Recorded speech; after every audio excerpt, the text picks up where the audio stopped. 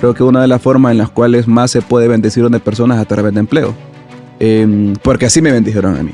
Entonces dije, quiero dar empleo, quiero ser una fuente de empleo y quiero que mis manos sirvan para bendecir a otras personas. Si se mete al mundo de emprender y se traza metas altas, que es la sugerencia, uno nunca se tiene que olvidar de dónde viene. Al final, creo que lejos de ser empresarios, dueños de startups, emprendedores, somos personas. Somos hijos, somos hermanos, somos sobrinos, somos líderes de jóvenes. Entonces creo que eso es más importante y es como el trampolín que uno tiene que llevar para emprender. Eso desde mi experiencia y desde mi perspectiva.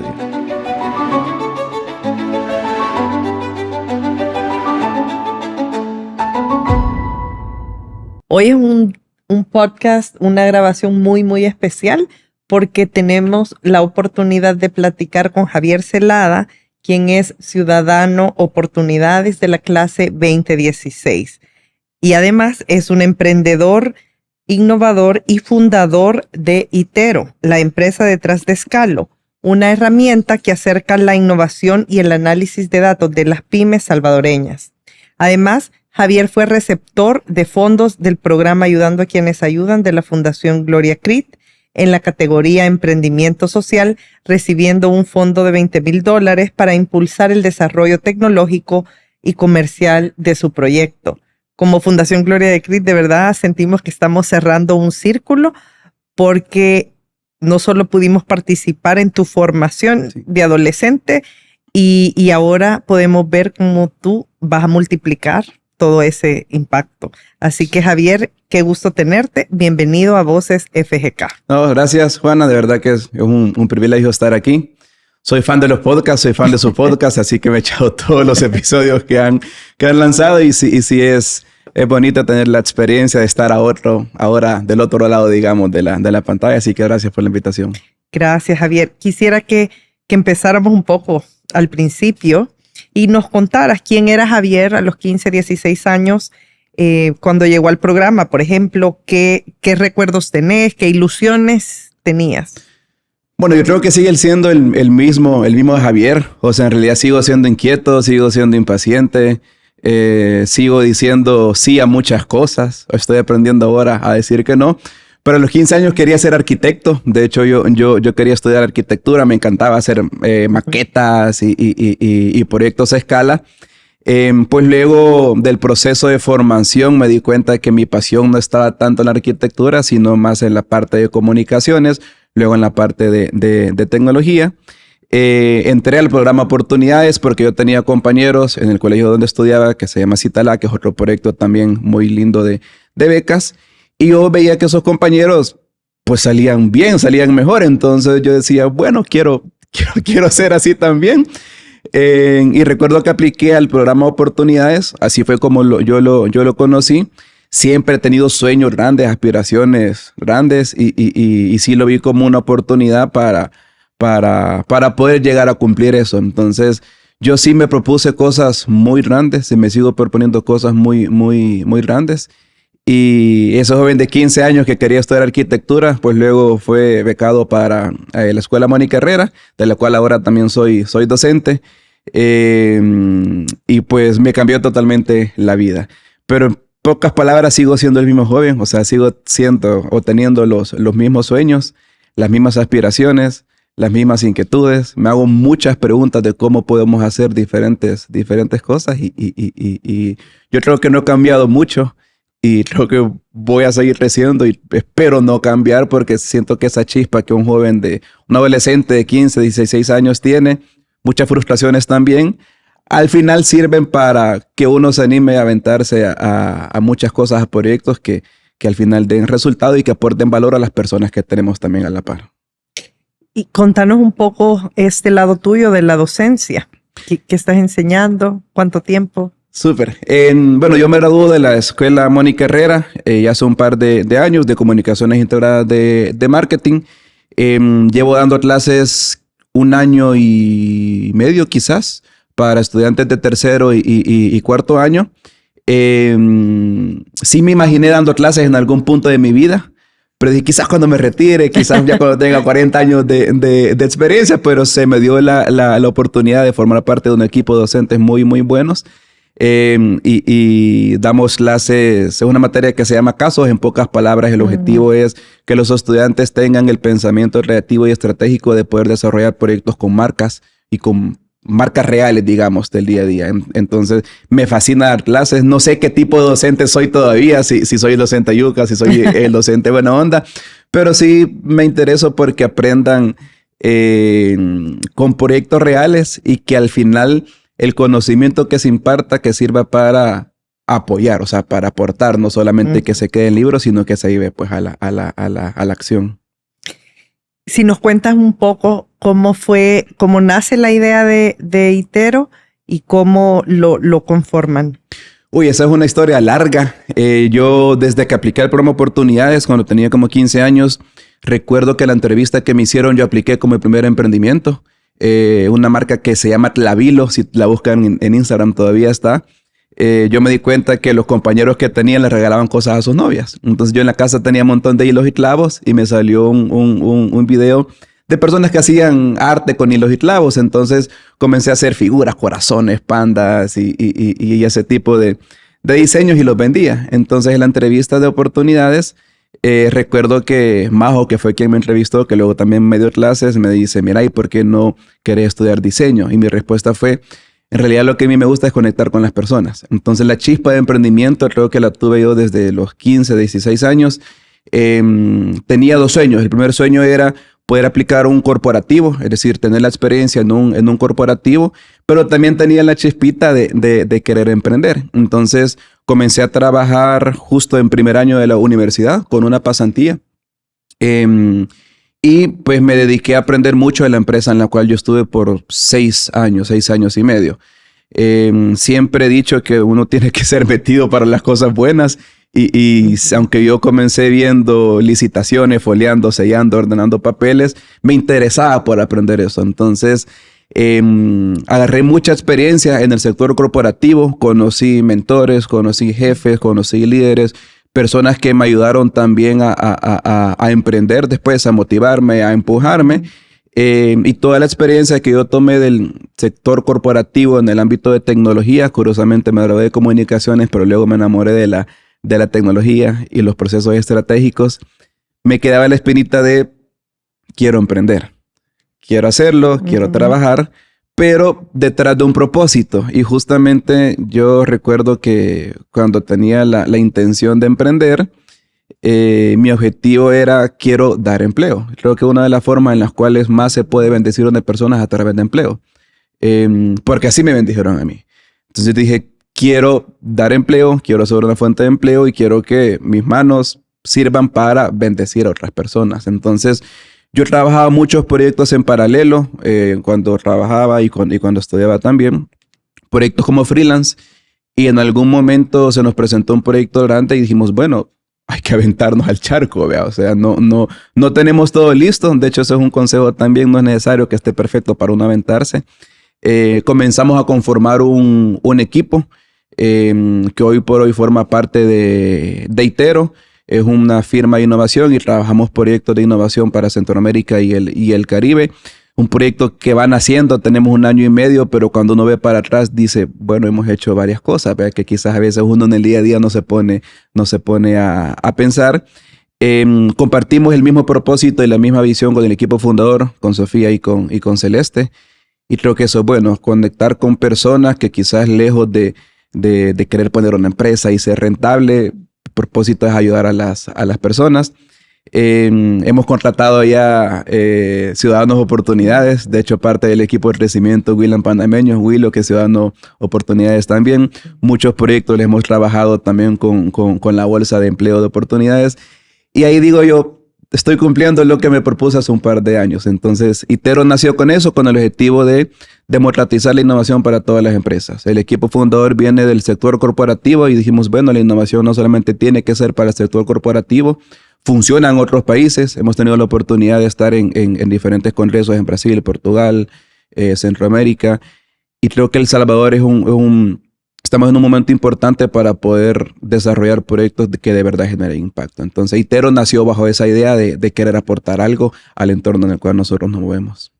Qué orgullo, de verdad, saber que todos los puntos se terminan conectando. y que el entusiasmo sigue ahí. Y eso es lo que les va a ayudar a continuar y poder expandir. Quisiera que nos contaras de Scalo, que es el producto estrella, ¿verdad? Para quienes no lo conocen, que se enteren de verdad cómo le estarían llegando a las pymes, más que todo, ¿verdad?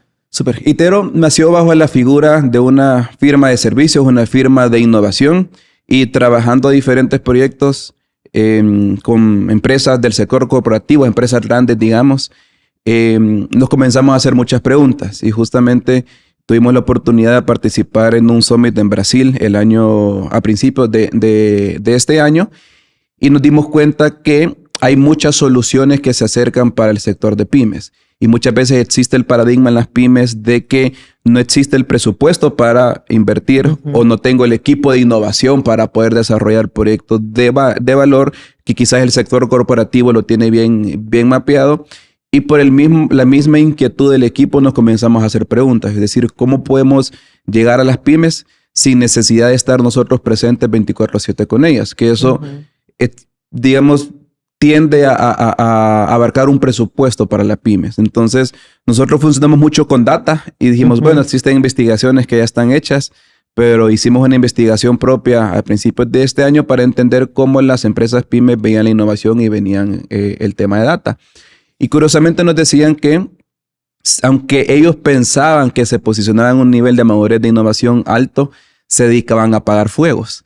Y esto es porque en una pyme quizás todos son todólogos.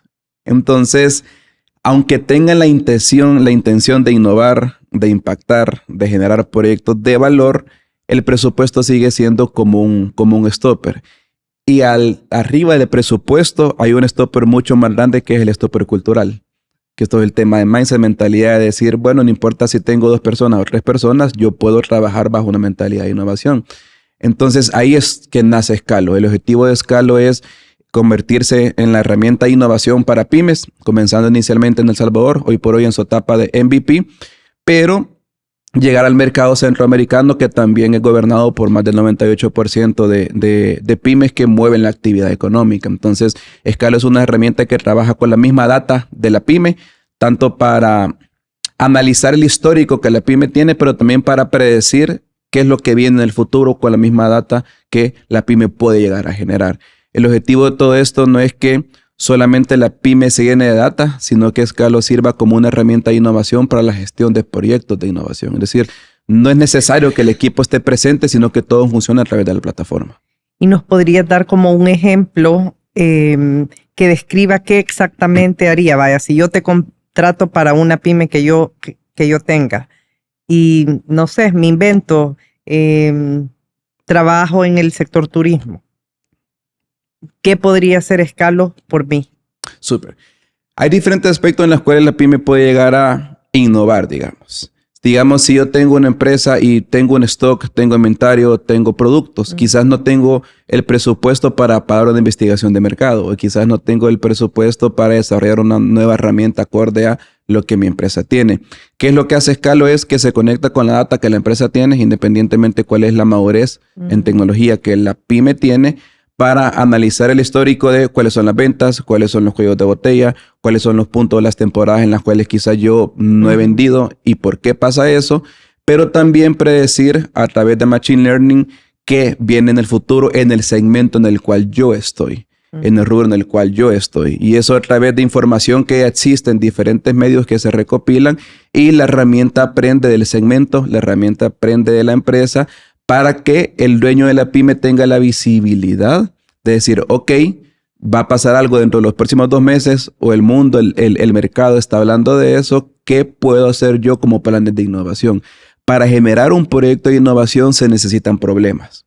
¿Cuál es la ventaja? Estamos llenos de problemas. Los problemas se pueden convertir en oportunidades de innovación.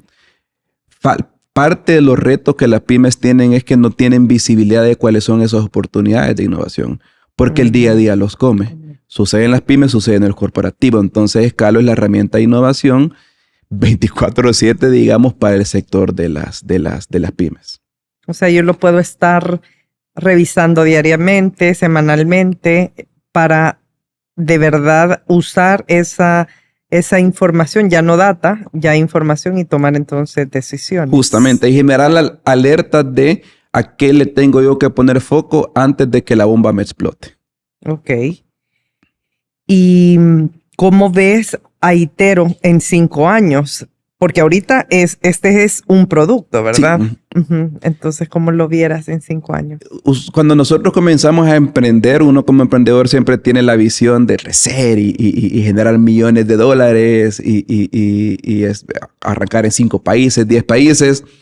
Comenzamos con la visión de hacerlo así. De hecho, es válido ser muy aventado, digamos, en cómo uno puede llegar a manejar la empresa. Luego yo cambié la perspectiva porque en realidad me di cuenta que no hay prisa para crecer. Muchas veces uno se enfoca, y esta es desde mi perspectiva como emprendedor, la experiencia que yo he tenido. Muchas veces uno se enfoca o se afana, mejor dicho, por hacer crecer una empresa y no se disfruta el proceso. Creo que algo que yo he disfrutado junto con el equipo es a disfrutar el proceso de emprender. ¿Cómo la veo dentro de 5 años? Muy probablemente esperan que la respuesta sea con un edificio súper grande y un equipo de 200 personas, y en realidad no. O sea, ¿cómo la veo? Generando empleos. Si somos de bendición para generar 5, 10, 15, 20 empleos, pues entonces estamos cumpliendo el propósito. Itero es una empresa, hay un concepto muy romántico que se llama bootstrapping, que le quitamos. Lo romántico es crecer de manera orgánica, es decir, crecer con capital propio. Hemos crecido con capital propio, no se hizo una inversión tal cual para Itero, sino que los mismos proyectos que nosotros íbamos ganando sirvieron de base y de colchón para generar oxígeno en los primeros meses de operación, y la visión sigue siendo esa. Si nos tardamos 5 años, cool. Si nos tardamos 10, cool. Pero cumplir el propósito de que los jóvenes puedan llegar a trabajar y tener la experiencia en Itero. Yo tengo un sueño personal y es que quiero que la única razón por la cual me renuncien en la empresa sea porque van a emprender. Es decir, que me diga mi equipo, mira, me voy porque quiero emprender. Chivo, te apoyamos, te damos las herramientas, te conectamos, démosle. Pero que por lo demás Itero se convierta en una empresa donde el error sea parte de, porque siento que así se aprende. De hecho, Itero viene del verbo iterar, que iterar es mejora continua, aprender de las lecciones y seguir para adelante. Entonces la veo así, la veo creciendo de manera orgánica y generando impacto en El Salvador y en otros países que ya hemos tenido la oportunidad de trabajar con otros países.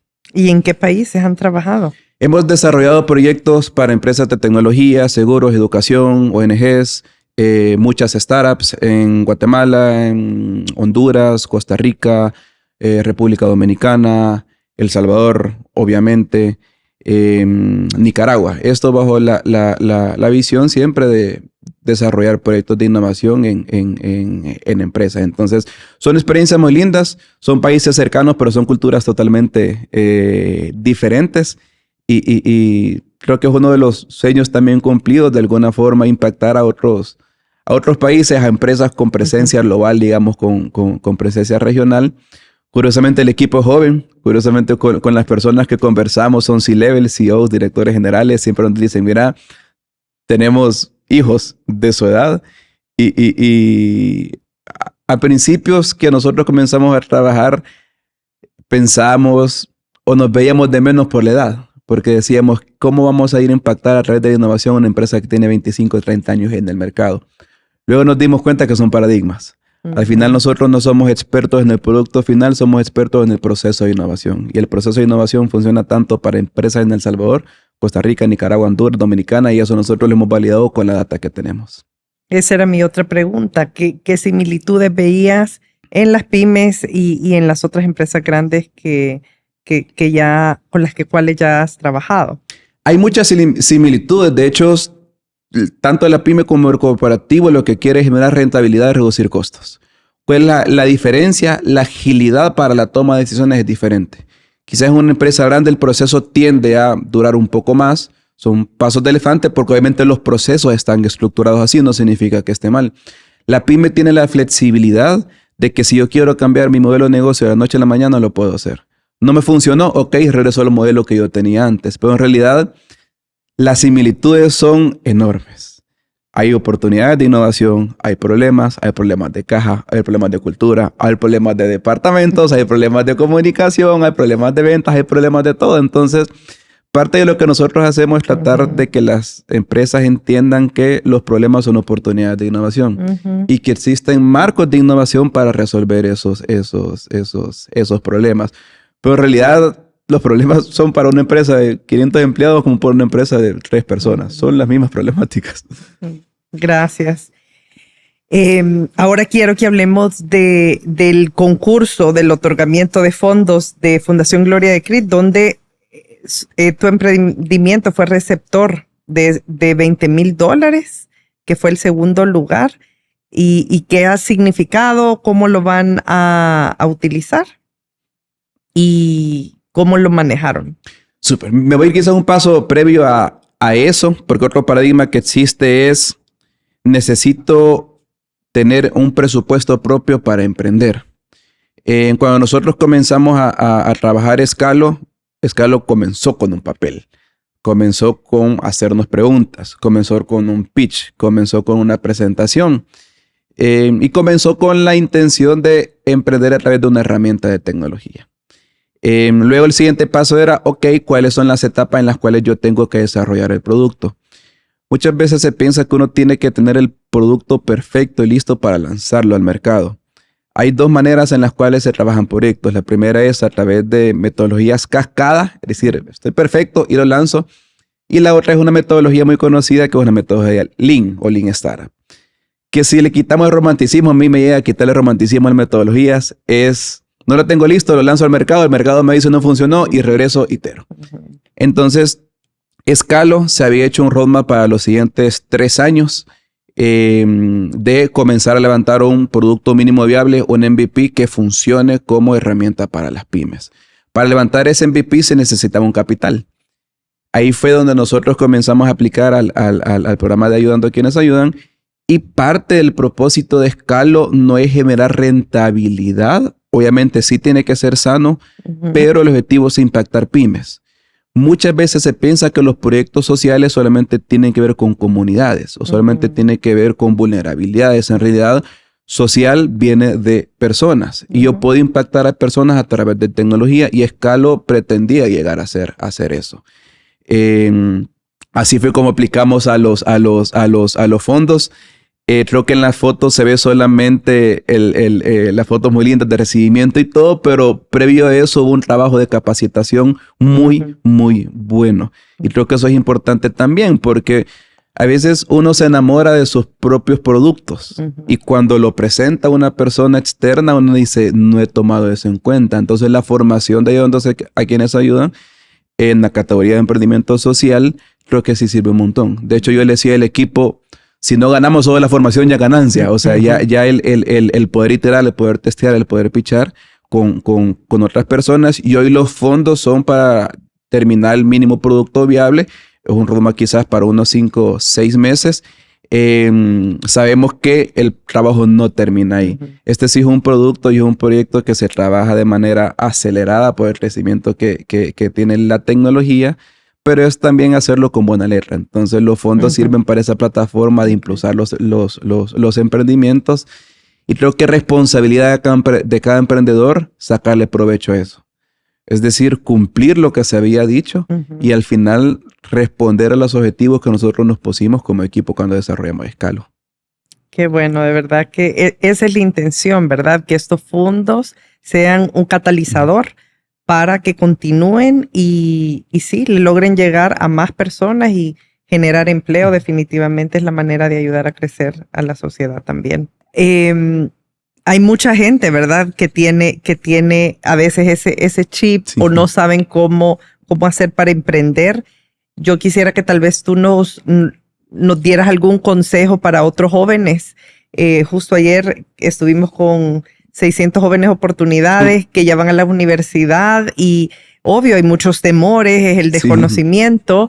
¿Qué les podrías decir si tienen ese chip de emprender? Porque me encanta cuando decís que lo tenías desde siempre, pero has dado unos pasos que han abonado al momento en el cual tú ya estuviste listo para poder emprender. Entonces, Yo creo, bueno, siempre que me hacen esa pregunta le respondo, no es que yo sea el gran emprendedor y el gran empresario, pero creo que he tenido experiencias muy buenas de aprendizaje. Si uno tiene la chispa de emprendedor, la chispa lo va a seguir hasta que partamos de este mundo. Creo que es mejor equivocarse temprano. Equivocarse cuando uno tiene la capacidad de arriesgarse un poco más. Y ese es mi primer consejo. O sea, si uno tiene 15, 16 años, te puedes equivocar. O sea, no pasa nada. Yo dije, bueno, si no funciona, me vuelvo a emplear. O sea, si no funciona 1 año, 2 años, me empleo otra vez. No significa que estar empleado sea malo. Todo lo contrario. Pero si uno tiene la chispa de emprendedor, esa chispa la va a seguir siempre. Entonces, es mejor que uno se comience a equivocar temprano, que comience a fallar temprano y que se aviente. Y que, como dice esta historia, que quemen los barcos porque ya no hay vuelta atrás. Pero creo que el primer punto es eso, equivocarse rápido, equivocarse temprano, equivocarse barato. El segundo punto es también ser lo suficientemente consciente de con qué recursos cuento. ¿Cuál fue el roadmap que yo me tracé? Yo dije, quiero aprender de la empresa, del sector corporativo, porque es una muy buena escuela. Yo aprendí de logística, aprendí de ventas, aprendí de tecnología, aprendí de recursos humanos, aprendí de finanzas, aprendí de contabilidad, aprendí de hacer licitaciones y al final todo sirve. La primera pasantía que yo tuve, yo sellaba las licitaciones. Yo aprendí de licitaciones. Y hoy que participamos en proyectos de licitaciones con Itero, digo, hey, me sirvió cuando yo pasaba horas sellando y foliando licitaciones. Entonces, a veces uno como joven piensa que de la noche a la mañana ya va a ser C-level, CEO y el dueño de la siguiente startup millonaria. Pero en realidad cada quien lleva su proceso. Entonces, pueden comenzar con poco, pueden comenzar con un prototipo, pueden comenzar con un papel, pueden comenzar con una presentación, con un Keynote, con un PowerPoint. El capital o el presupuesto no es un impedimento. Existen plataformas como la Fundación que apoyan este tipo de emprendimientos, pero también existe otra manera en la cual uno puede levantar capital. Entonces, mi consejo es ese, que se equivoquen rápido, que se equivoquen temprano, que se equivoquen joven, que no se comparen. Uno tiende a veces a comparar con la persona que yo estoy a la par y digo, voy a traer una empresa como la que él tiene. No, traer una empresa en la cual vos te sientas feliz y en la cual cumplas el propósito que vos tenés que llevar. Y creo que también eso me lo dijo, bueno, siempre me lo recordaba mi papá. De hecho, cuando yo le comenté a mi papá que iba a emprender, mi papá falleció hace 2 años, me dijo, mira, dale.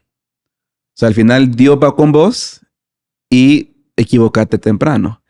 Eso sí, me dijo, nunca te olvides de dónde venís. El día que uno llega a perder la humildad y que se olvide de dónde viene. Yo me acuerdo cuando hacían el Thanksgiving en la fundación, me acuerdo cuando nos daban las canastas básicas, y yo esperando la 42C con Gerson ahí en la parada de bus con la canasta básica porque iba a mi casa feliz que llevaba los alimentos. Me acuerdo de todas las actividades, entonces creo que uno, si se mete al mundo de emprender y se traza metas altas, que es la sugerencia, uno nunca se tiene que olvidar de dónde viene. Al final, creo que lejos de ser empresarios, dueños de startups, emprendedores, somos personas. Somos hijos, somos hermanos, somos sobrinos, somos líderes de jóvenes. Entonces creo que eso es más importante y es como el trampolín que uno tiene que llevar para emprender. Eso desde mi experiencia y desde mi perspectiva, digamos. Gracias.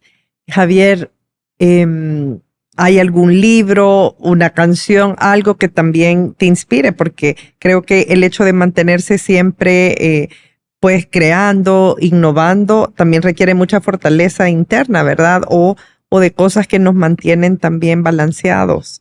No sé si nos puedes compartir algo. Era de las personas que decía, a mí no me gustaba leer. Hasta que una persona me dijo, mira, no es que no te guste leer, es que no has encontrado el tipo de género que te encanta. Fui mucho de podcast, de hecho soy mucho de podcast, pero luego me tomé el hábito de comenzar a leer. Entonces tengo 4 libros favoritos. El primer libro es Enamórate del problema y no de la solución, del cofundador de Waze, que explica que al momento de uno desarrollar un proyecto o una startup o una empresa, se tiene que enamorar del problema que quiere resolver. Queremos resolver democratizar la innovación en las pymes, por ejemplo. Queremos resolver democratizar o articular proyectos de innovación en los corporativos. Yo me enamoro del problema, no me enamoro de la solución. Ese libro es uno de mis favoritos. Otro libro que leí fue El arte de la guerra, que hay mucha analogía de cómo se deben de manejar las empresas, más desde la parte cultural, desde la parte de estrategia, desde la parte de competencias. Ahorita estoy leyendo un libro que se llama Vendes o Vendes. A mí me fascina todo el mundo corporativo, ventas, transformación, tecnología. Y explica lo que le comentaba Juana, que al final, lejos de ser empresarios, somos personas. Uno interactúa con personas y curiosamente todos mis libros son enfocados al sector corporativo o al sector empresarial, pero creo que esos libros son muy buenos para eso. Lean Startup, el libro de Eric, es muy bueno también para saber cómo gestionar proyectos. También finalicé uno hace como 15 días que se llama La psicología del dinero, porque justamente se tiene el espejismo de que uno pone empresas para hacerse rico y en realidad el dinero es un canal para llegar a ser de valor para otras personas. Entonces son 4 o 5 libros que yo he leído y que me ha fascinado las experiencias o los aprendizajes que he traído de cada uno. Ok. Me encanta porque creo que la lectura es una manera también de transmitir pues experiencias y aprendizajes. Quisiera que te remontaras al Javier de 15 años, ¿verdad? Cuando entraba al programa Oportunidades. ¿Qué mensaje le dieras si lo tuvieras hoy enfrente? Híjole. Yo creo que le diría que se calme. O sea, que se calme, que no se alborote, que no se acelere, que hay una canción de Juan Luis Guerra que me gusta mucho que dice: todo tiene su hora, todo tiene su tiempo. De hecho, la Biblia lo menciona también así. Pero le diría que le va a llegar su tiempo. Que no se frustre en el proceso, que al final el proceso se disfruta, que no se acelere, que se equivoque más, que se equivoque temprano y que se equivoque barato. Y que no se olvide que lejos de los sueños de desarrollar empresas y crear empresas y escalar empresas, hay acciones más importantes como ir a jugar fútbol a la canchita, como echarse un café con tu papá, echarse un café con tu mamá, salir con tus amigos, qué sé yo, reventar cohetes todavía en Navidad. O sea, a veces uno en el afán de ser empresario se les olvidan lo que uno tiene enfrente. La familia, los amigos, los papás. Y que disfrute esas etapas. Esas etapas de salir del pasaje y poner 2 piedras y seguir jugando fútbol, que la disfrute. Esas etapas de irse en bus en la 42 seco, en la canasta básica, que la disfrute, porque al final cuando uno ya llega a otros puntos de la vida, uno se recuerda de todo eso. Entonces le diría eso, que disfrute lo que tiene a su lado y que sin importar que tenga 15, 16, 20, 42 años, que sea de bendición para la persona que tiene a la par. Si no es con empleo, con un consejo, con una amistad, con un abrazo, con una sonrisa, y que lo va a lograr. O sea, que lo va a lograr. Quizás no en el tiempo que él se espera, pero mientras eso llegue, que disfrute el proceso y que se siga riendo, que siga molestando, que siga siendo inquieto y que siga viendo el valor de la vida y que al final, pues, somos pasajeros aquí. O sea, es más importante disfrutar lo que nosotros tenemos al lado y que las empresas, las startups y los proyectos sirvan siempre de trampolín para aportar a más jóvenes y a más personas. Eso si lo tuviera justo y le diera así los 5. Ay, gracias, de verdad. Creo que ese es un mensaje no solo para el Javier de 15 o 16 años, sino para todos los que nos escuchan. De verdad, me siento súper orgullosa y feliz de conocerte y de haber visto todo tu crecimiento.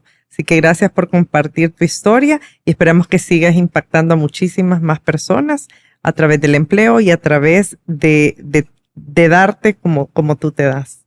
Súper. No, gracias a ustedes por la invitación. Quizá el último consejo sería, Si algún joven está viendo este podcast y diga o piense algún día voy a estar sentado en esa silla, sígalo pensando. O sea, yo lo pensé también y hoy estoy aquí sentado en esta silla, así que gracias por la oportunidad y también por aportar a muchas historias de jóvenes, que sé que como mi historia hay miles de jóvenes a los cuales ustedes han impactado y eso se agradece mucho. Así que gracias.